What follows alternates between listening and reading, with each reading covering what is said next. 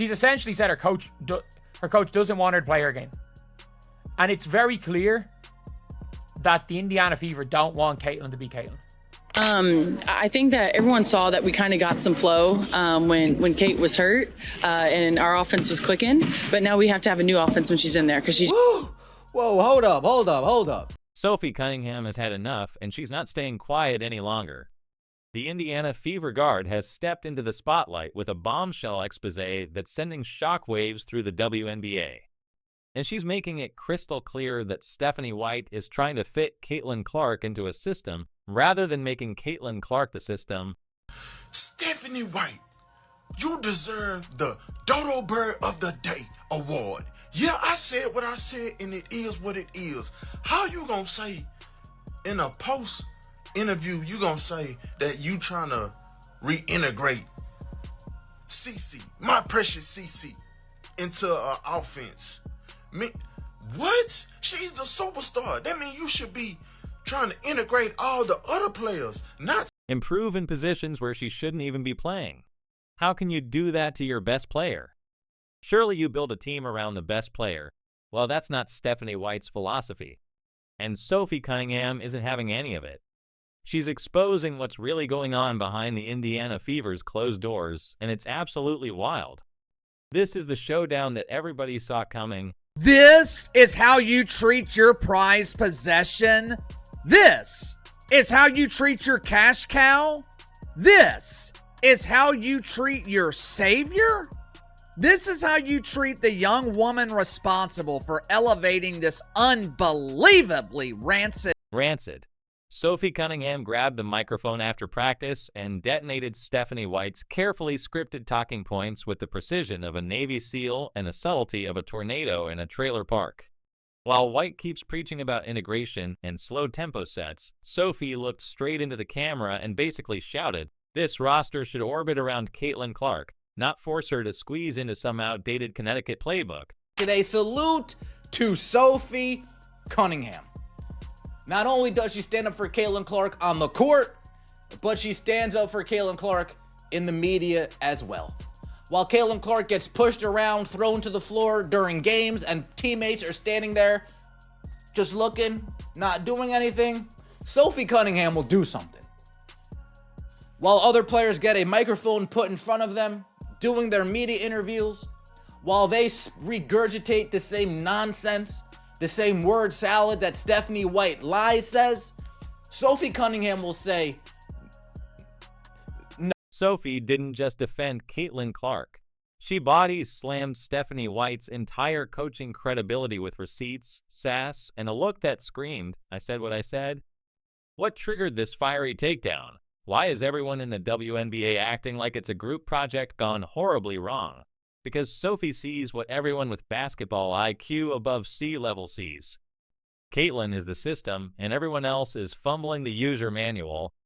Man, I think that everyone saw that we kind of got some flow when Kate was hurt and our offense was clicking. But now we have to have a new offense when Now we have to have a new offense. Translation, Stephanie White, that shit that you're trotting out there, that motion offense garbage that you're trotting out there ain't gonna fly with a generational talent like Caitlin Clark. She's that damn good. When Kate was hurt and our offense was clicking, but now we have to have a new offense when she's in there because she just brings that much to the game, and so we have to adjust. You are enjoying, please subscribe. Here's the kicker that'll make your head spin faster than a washing machine on steroids. Stephanie White confirmed in her post-game interview that the team looks best when the ball is in Caitlin's hands, when she is the main decision-maker, and everything revolves around her. Yet, for some reason that defies all logic and basic basketball sense after witnessing that success in real time, White decides to change things up, slow things down, take Caitlin out of the game, and then complains when the team suddenly loses focus. Caitlin Clark's return, in which, since this is a lady we're talking about, it looks like Stephanie White has spaded Caitlin Clark, for lack of a better way of putting it. If it was a dude, I'd say neutered, but, you get my point. She has taken away Caitlin Clark's greatest asset, which is the creator and instigator of offense. Sophie Cunningham went on the record to basically say what everyone's been screaming. Give the damn ball to Caitlin. Whatever offense we're running right now, it is not working. You have to give the ball to Caitlin and let Caitlin do what Caitlin has to do. The reason fans pack the arena, buy overpriced merchandise, and chant like it's a cult revival meeting has nothing to do with any 5-player setup. It's the Caitlin system.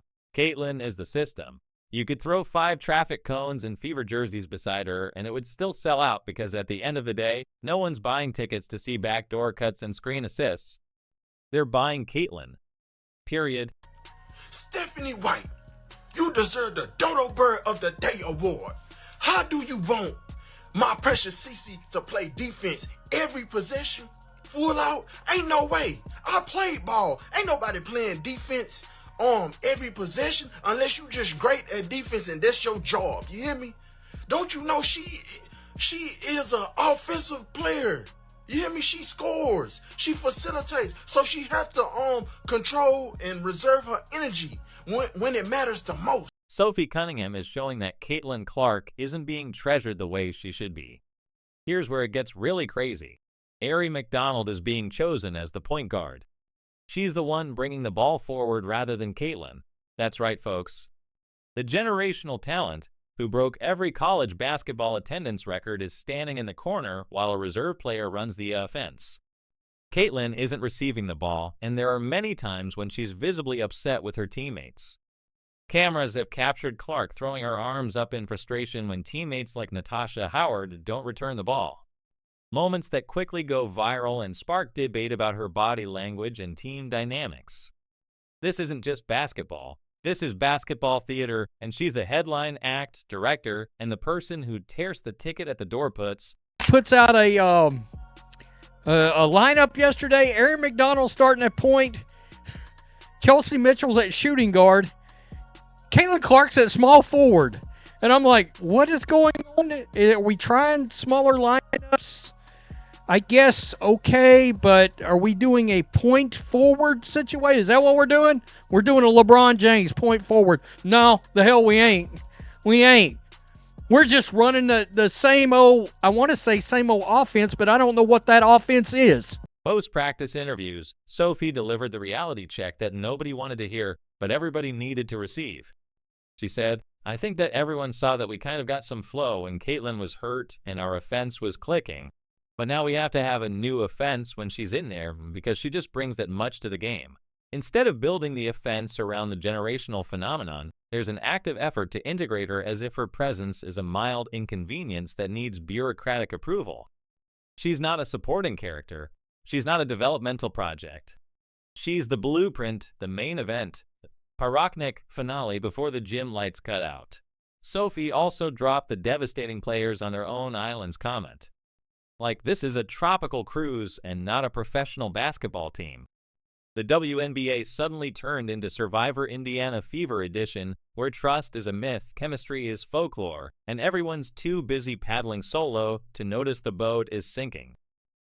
All of us just want it now. We know what the potential of this team can be, but we can't think about that. You really have to take day to day and stuff that worked here, we need to carry it over to tomorrow's game. We have a lot of games coming up, and I think like 7 days or whatnot, and so it's mentally making sure that we're good. It's physically making sure we're getting recovery, making sure we're taking care of our bodies off the court, but we're trying to figure it out, and I think you guys see it. I think we're all a little frustrated. We're trying to figure out what's clicking, what's not clicking, what works for us defensively, but at the end of the day, I think what we can hang our hat on is not getting outworked, making sure that we're the aggressors, making sure that we're getting boards, controlling what we can control. And I think we need to. Here's the plain truth, one that hits harder than it should. The Indiana Fever have a superstar in Caitlin Clark, yet they're using her like she's just another player. It's like owning a Ferrari and only driving it to pick up groceries. Clark is a once-in-a-generation talent. She's the kind of player who can change the future of the WNBA. But instead of building around her and unleashing her full potential, the team has pushed her to the sidelines. Not literally, but in how little they involve her in the game plan. Time after time, we watch as she stands around while the team runs clunky plays through the post, only for it to end in a missed layup and disappointed fans. It's frustrating to witness, especially when we know what Clark is capable. Clark, a Leah Boston deadly connection, pick and roll, two-man game connection that has worked this whole season, gone. Poof. The one thing that was in existence that actually worked, that felt like a little bit of something offensive that worked, gone. Gone. Caitlin Clark has a horrible game in her return. The whole team is horrible. I mean, what have I said on reactions to games, folks?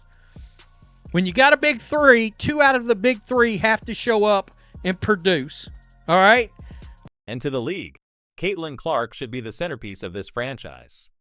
Instead, she's being sidelined by a system that doesn't seem to know what to do with a player like her. And unless that changes, the Fever are on track to waste one of the most exciting talents women's basketball has ever seen. Look, Caitlin Clark and Stephanie White clearly like and respect one another, right? But that doesn't mean they always see eye to eye.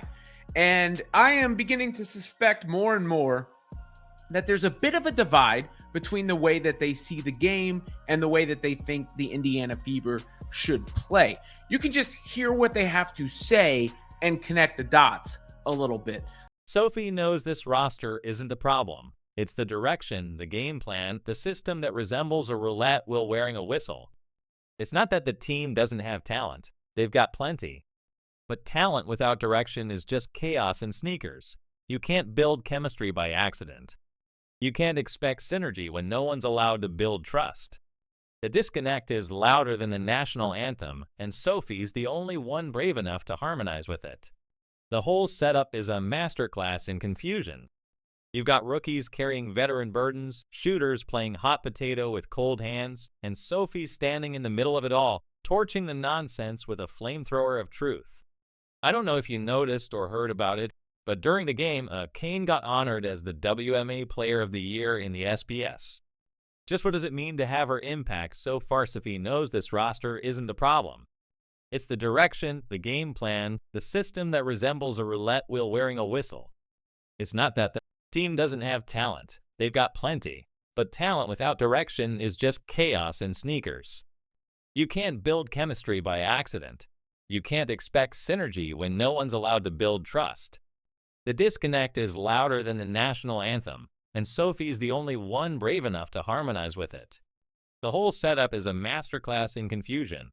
You've got rookies carrying veteran burdens, shooters playing hot potato with cold hands, and Sophie standing in the middle of it all, torching the nonsense with a flamethrower of truth. I don't know if you noticed or heard about it, but during the game, Kane got honored as the WMA Player of the Year in the SPS. Just what does it mean to have her impact so far? I don't know if you noticed or heard about it, but during the game, Caitlin got honored as the WNBA Player of the Year in the ESPYs. Just what does it mean to have her impact so far? I mean, there are a lot of really good players in this league, and she got honored as the best player in the league by the ESPYs. Yeah, I mean, obviously she continues to get new awards. She continues to break barriers. She continues to do things that we haven't seen before. I mean, you know, obviously you think about the Stewie's MVPs of the league, and you know, championship winners, and Asia's MVPs of the league and championship winners, and of course Sue Bird, who's sitting, you know, in the building today. And you know, Caitlin is so fortunate, as well as all these guys. Caitlin herself has made it clear where she stands. In pregame media availability, Clark stated plainly, "I think we need to do a better job of getting me the ball in transition. Whether somebody is there or not, I think there's a fine balance of playing me off the ball and also getting the ball in my hands. That's when I'm the best in transition. Everybody knows that." But White seems determined to keep Clark off the ball, emphasizing how Clark can get open looks if she sets screens. Obviously, off-ball activities. White referenced the Pacers as a blueprint for buying into the we over the me, specifically pointing out how Tyrese Halliburton getting his teammates involved can be a lesson for Clark. Behind all the buzzwords and game plans, the real problem is clear. They're treating elite talent like a casual role player. If Caitlin played for a different team, we'd be seeing nightly highlights instead of therapy sessions. So right here, y'all see my precious CC. She getting her airtime. Know what I'm saying? With the stud buds. And look, check this out. She said, oops, gotta go. Because look who we see now. It's Jigsaw from the movie Saw. Stephanie White, she is a buzz killer. Golly, you hear me? Like, I don't understand, bruh. Like, you is 50, man. You need to go sit down somewhere. We trying to turn up and get lit, you hear me? The insanity isn't Sophie's commentary. It's that what she's saying still needs to be said. 20 games in, and the head coach looks like she's still waiting for a starter pack to arrive in the mail. The offense has less flow than a broken water fountain. That's not progress. That's an endless cycle of, well, maybe next time. Sophie Cunningham isn't here to play diplomat. She's not applying for a job at the league office. And she sure as hell isn't sugarcoating anything to keep the good vibes only crowd happy. She says what needs to be said in HD clarity and with the precision of a buzzsaw in a dollhouse. Sophie Cunningham has exposed the chaos, called out the coaching, and laid bare the dysfunction that's wasting the most talented player in women's basketball. The question isn't whether she's right. It's whether anyone with the power to change things is actually listening